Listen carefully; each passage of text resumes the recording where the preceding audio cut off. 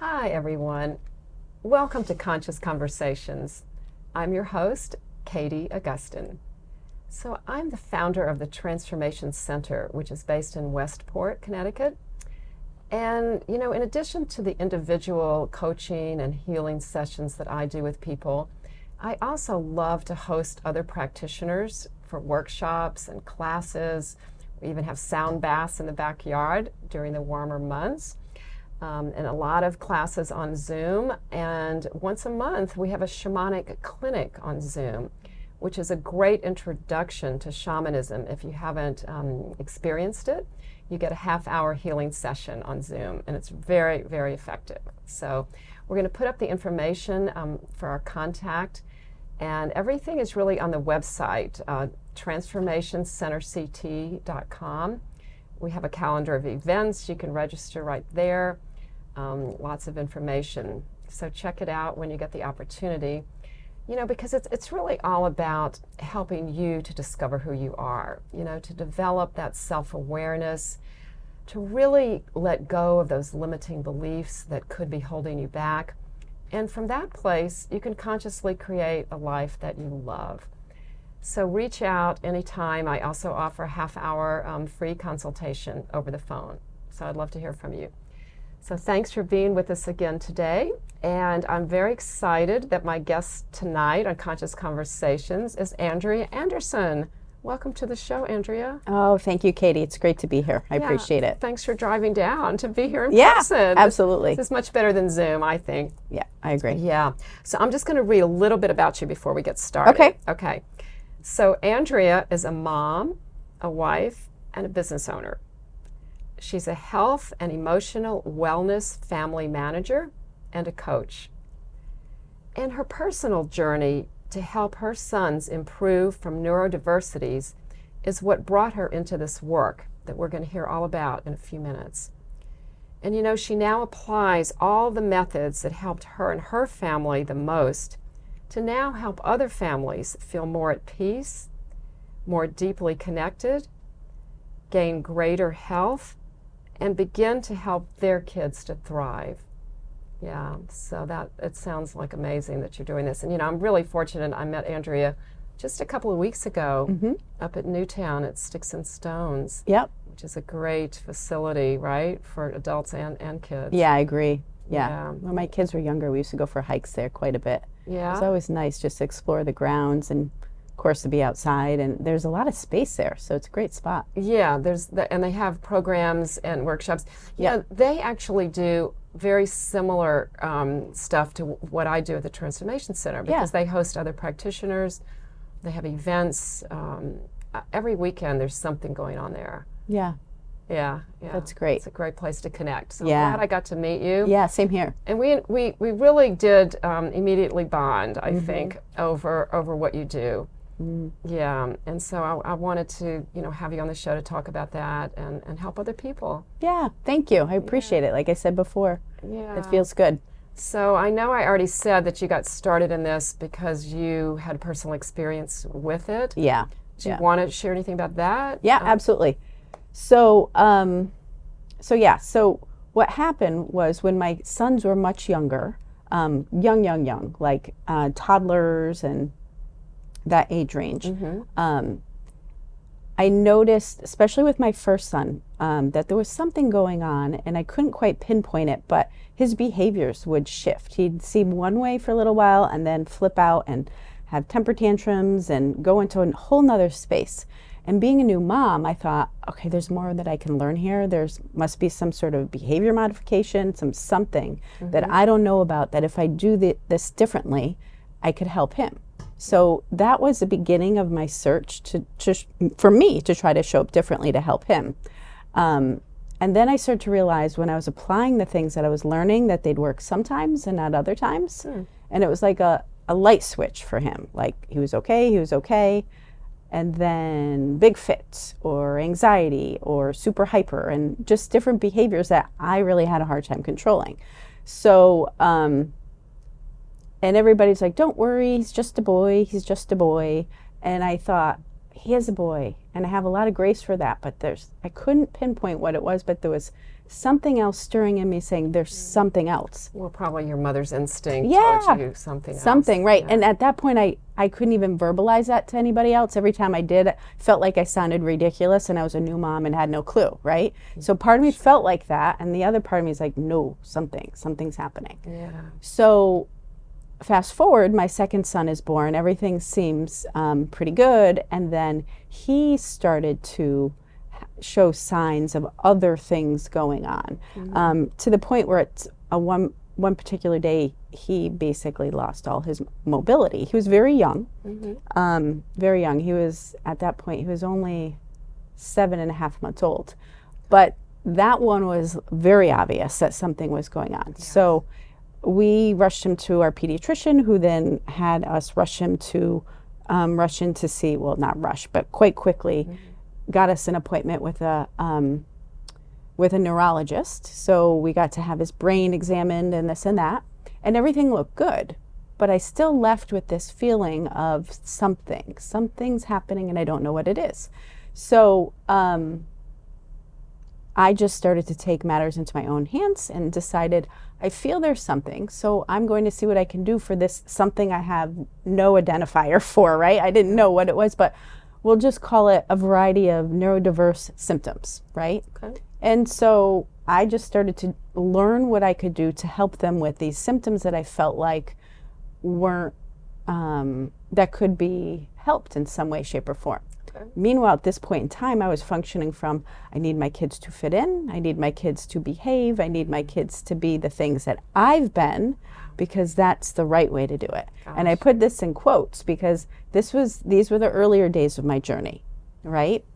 I still love that I jumped in and looked for ways to help them through food, the things that they ate, and that I no longer allowed them, I shouldn't say allowed them to eat, but that we shifted out, shifted their diet, started to bring in certain supplements and things that, as I worked with different holistic doctors, which I had never worked with a holistic doctor before, as I eventually went back to school for holistic nutrition, I really immersed myself in it and understood more, did a variety of different therapies.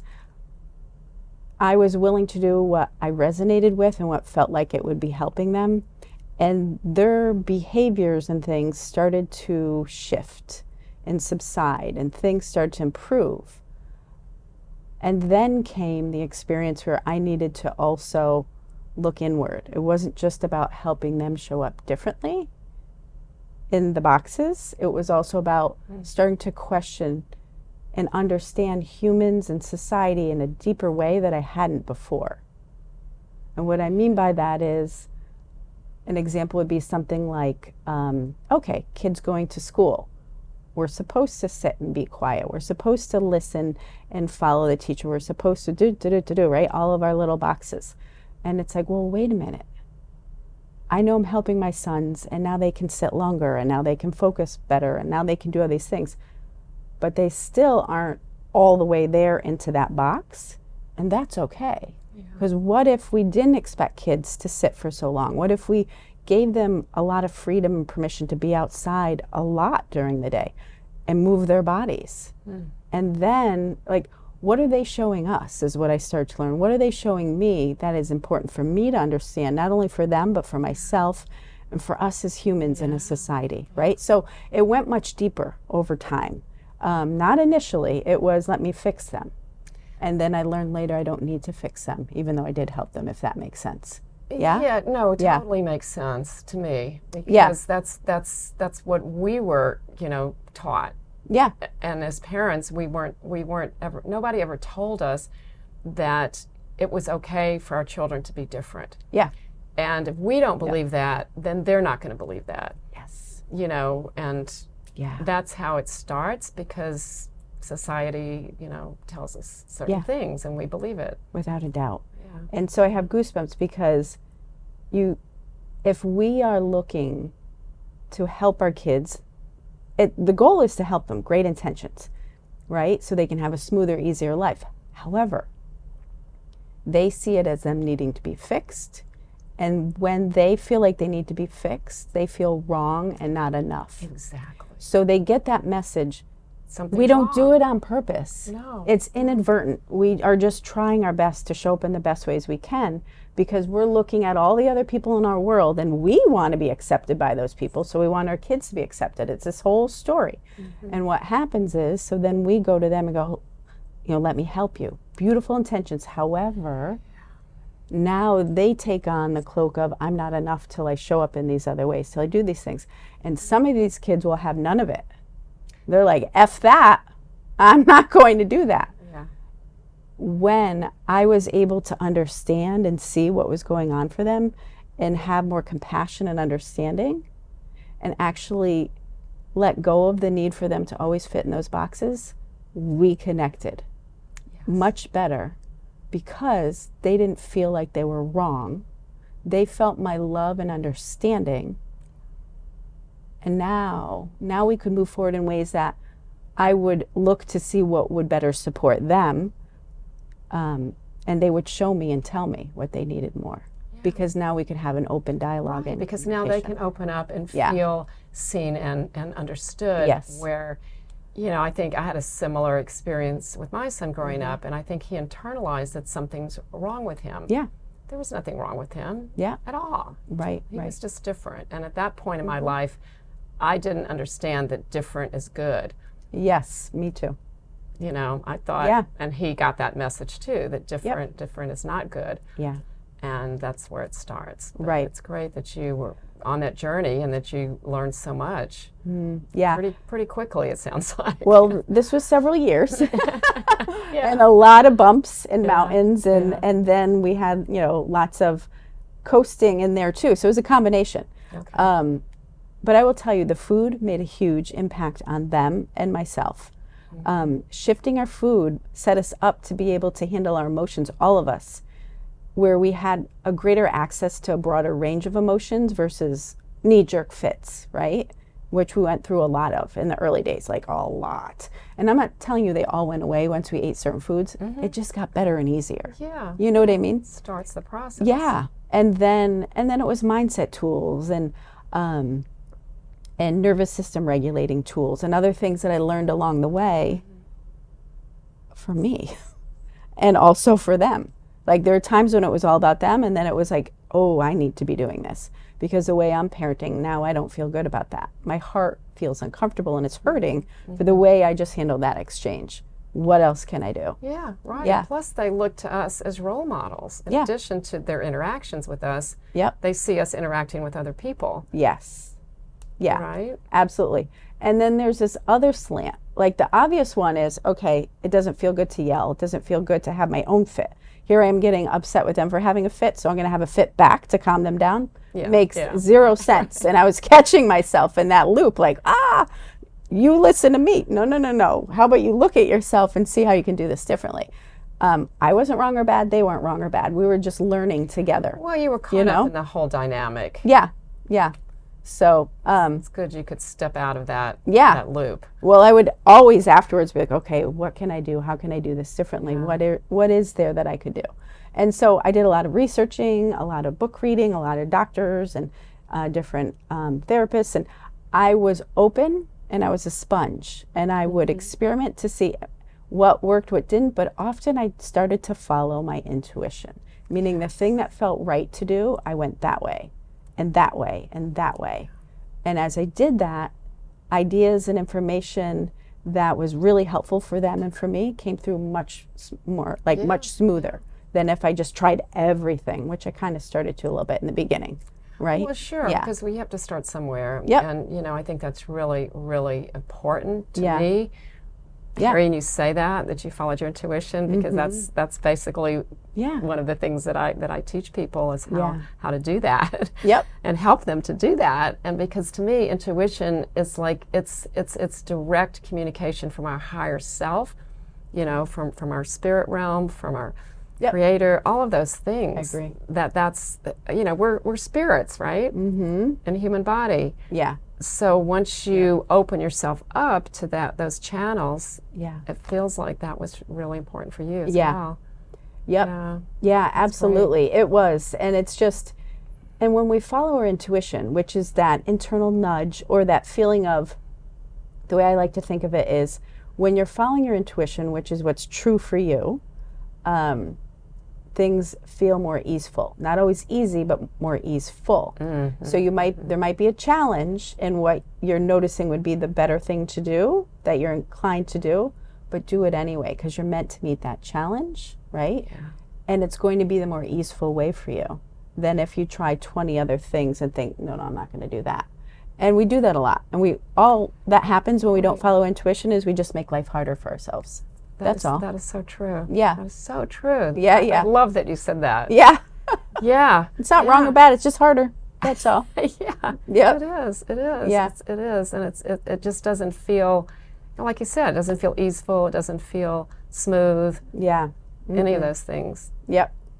Well, that's great. I have a lot of those examples. So because I was going to ask you, Andrea, like what, if you could just say like one thing that kind of made the difference for you in all of this. Yeah. But it sounds like following your intuition might be it. Yeah, that's actually a good umbrella to put it under. Because, yeah, intuition is the umbrella, right? And underneath it follows the things that I then, like, I want to use the word instinctively, which is the same thing. It's one and the same as intuition, but that I was drawn to do. Okay. So it was like, oh, food, something about food. So then I learned about food. I worked with first, the holistic doctor we worked with had somebody who was well-versed in food. So I learned from this person. Then I read and understood more. And then I went back to holistic nutrition school and really learned more. And then it was like, okay, I want this for me. I want this for them. And then beyond food, it was the things I talked about before, learning different mindset tools, learning for myself that I had all these limiting beliefs, and not that they're all gone, but many of them I can look at differently now. And when they pop up again, most of the time I'm not starting at zero with handling it. I'm in like a little bit further along or a lot further along, depending on the limiting belief, but meaning it's easier to handle things, right? So learning though that there was that to be paying attention to. Learning that the way I parented, when I parented more consciously, which is what I was instinctively drawn to, that things shifted. When I had my kids go to a different type of school, where they spent a lot of time outside and doing things that were more in touch with nature, that worked well for them. Like intuition helped me find each of those arms of what I engaged in for my kids. I do this with people now, with their families, with themselves and their kids. Well, yeah. So that's a natural because, I think almost 100% of the people that I talk to started what they do now because somehow it affected them. Like they learned from it themselves, have a personal story, a connection, right? Bingo. I mean, I think it's pretty much across the board. Yeah. And that way now Yeah. you've lived through it. Yes. So I have goosebumps, absolutely. Yeah. So you immerse yourself. You'll do anything you need to do to help the family, right? Yeah. And so now we want to help others. Yeah. It's like, perfect. So tell us how does it work? How do you work with other families? So because it's the whole family, right? Not it's a combination. Kids. I do coaching, and it's typically often with the mom, right? And I'm going to help her help herself. Her goal is to help herself have a better relationship with her kids, help them get along better, help them connect more deeply, and or also help what's going on for that child or that teen or even that 20-something. And then there's also whole family coaching, where it's what's going on for mom, dad, the kids, whoever they want to have included in this, right? Because it's their choice. And seeing what's going on with their emotional wellness and their health, because it all contributes to how we show up and engage with each other. And then understanding how they engage with each other, not judgment, just understanding. Look, I lived in a shit show for years, so I have no judgment. I have a lot of compassion and a lot of understanding. So it's getting, laying the groundwork for just understanding what's happening. And then when it's in person and it's real high-level coaching, we go in, I bring them to the health food store, and one of them, whichever, and we go through the food, and I let them know what food would be best for them and their bodies and what they have going on. And does that vary by what is happening within that dynamic, or what? Yeah. Or is it pretty universal? There's a lot of universal. And then there's some little nuances here, depending on what's going on. And then it's then also a pantry redo. Like, what foods do they love to eat? We're going to keep a lot of those, but we're going to look for some higher quality things that they're accepting of eating. If they don't accept it, we leave it in. We're not going to take it all away. Sure. Right? Sure. So we're going to modify things. Gotcha. And when and if they're ready, we do some full-on replacing. But I tend to add in versus take away, because that won't work very well. Right. So we do that. And then there's learning nervous system tools to like help ourselves settle when the shit hits the fan in the family, or just when we have our own thoughts that trigger us. Same thing, if the kids are willing to practice and do these things, yes. Right. Yes. We can't jump into anybody else's body, so we can't make our kids do anything or our spouses do anything. We can only do this. So that's why I tend to start with mom.